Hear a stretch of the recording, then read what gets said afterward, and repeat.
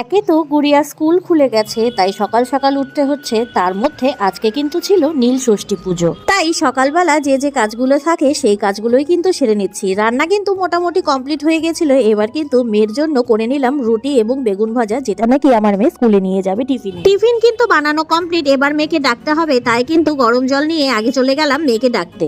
ও কিন্তু ঘুম থেকে উঠে বাথরুমে চলে গিয়েছে, আর আমি এখানে কিন্তু ওর টিফিনটা প্যাক করে দিচ্ছি। আশ করে রেডি হয়ে আস্তে আস্তে কিন্তু আমার বাকি কাজগুলো আমি সেরে নিচ্ছিলাম।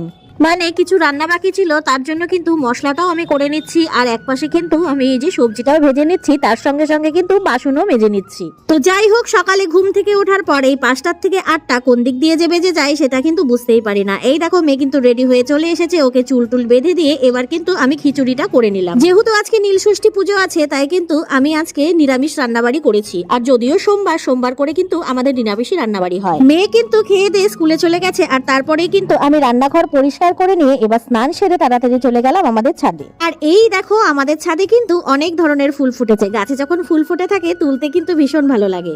আর এই দেখো আমি আজকে কতগুলো ফুল পেয়েছি। তো যাই হোক, নিচে নেমে এসে মন্দিরে ঢুকে সবার আগে মন্দির পরিষ্কার করে নিলাম, আর তারপর কিন্তু থালাতে পুজোর সব সামগ্রী গুছিয়ে নিলাম। ঘরের পুজো কিন্তু কমপ্লিট। এবার কিন্তু বাবা মহাদেবকে জলটা ঢেলে নেব। আর জানো তো আজকে কিন্তু আমার সঙ্গে সঙ্গে আমার বরমশাইও কিন্তু উপস্থিত। ভিডিওটা কেমন লাগলো জানাতে ভুলো না। টাটা।